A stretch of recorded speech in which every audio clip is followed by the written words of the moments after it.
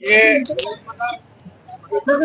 हरियाणा के अंदर पिछले 10 साल से भाजपा की भ्रष्ट सरकार चल रही है, जिसने किसानों को लूटा, नौजवानों को लूटा, आम आदमी को लूटने का काम किया। इसलिए लोग इस बार परिवर्तन के लिए तैयार हैं, बदलाव के लिए तैयार हैं।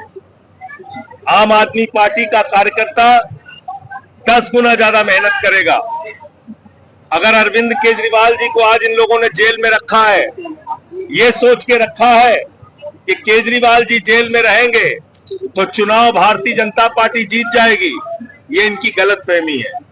अरविंद केजरीवाल को जेल में रखोगे तो उनके कार्यकर्ताओं का जज्बा और मजबूत होगा और मजबूती से हम लोग लड़ेंगे। आपने अरविंद केजरीवाल को जेल में नहीं रखा है, आपने देश की उम्मीद को जेल में रखा है। एक ऐसा आदमी जिसने शिक्षा पे काम किया, बिजली पे काम किया, पानी पे काम किया, उसको आपने पकड़ के जेल में डाल दिया।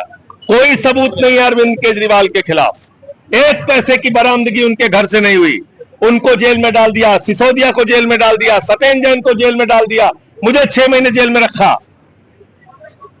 आज हम लोग गांव-गांव जाकर जो 5 गारंटी हमारी है, शिक्षा फ्री, हर युवा को रोजगार, बिजली फ्री, ये सारी बातें लोगों तक पहुंचाने का काम करेंगे। हरियाणा के जो मुद्दे हैं वो जनता तक पहुंचाने का काम करेंगे। किसान यहाँ का पीड़ित है, आपको मालूम है सबसे बड़ी मांग किसानों की रही है। कृषि प्रधान प्रदेश है, ये सबसे बड़ी मांग रही है C2 + 50% किसानों को MSP दी जाए, जिसके बारे में इस बार बजट में कोई जिक्र नहीं था। यहाँ अग्निवीर योजना को खत्म करके सेना की पुरानी भर्ती बहाल की जाए, ये हरियाणा के नौजवानों की मांग थी। सेना का बजट कम कर दिया इस बार मोदी जी ने, उसकी कोई चर्चा नहीं। यहाँ 9 साल खट्टर साहब रहे, अब सैनी साहब को लेके आ गए।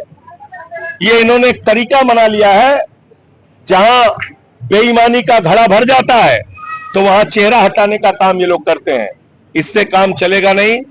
भाई सुशील गुप्ता जी और हमारे सारे साथी बहुत मेहनत कर रहे हैं। कई 5वीं आज सभा है, ऐसी बहुत सारी सभाएं हरियाणा के अलग अलग विधानसभा क्षेत्रों में होगी और पेपर लीक से लेके बहुत सारी जो चीजें हैं, बहुत सारे मुद्दे हैं, उसको हम लोग उठाएंगे। संजय जी, आप लगातार कहते हैं कि सत्ता का लालच नहीं है। अरविंद केजरीवाल इतने महीनों से जेल में है, अब तक मुख्यमंत्री के पद से इस्तीफा क्यों नहीं दिया? अच्छा एक चीज छोड़ देते हैं। अच्छा एक चीज ये बताइए, अगर आपका उद्देश्य किसी व्यक्ति को जेल में डालकर उसको पद से हटाने का है, जांच करने का नहीं है, तथ्य सामने लाने का नहीं है, तो क्यों इस्तीफा दे दे? 5 महीने आपने हेमंत सोरेन जी को जेल में रखा, अब कोर्ट ने कह दिया उनके खिलाफ कोई सबूत नहीं है।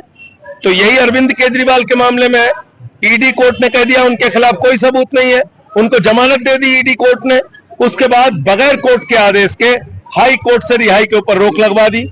तो ये सारे लोग ऐसे अगर आप करने लगिएगा तो 4 FIR भगवंत मान के खिलाफ लिखेंगे, 3 FIR ममता बनर्जी के खिलाफ लिखेंगे, विजयन के खिलाफ लिखेंगे, रेवंत रेड्डी के खिलाफ लिखेंगे, सिद्धारमैया के खिलाफ लिखेंगे।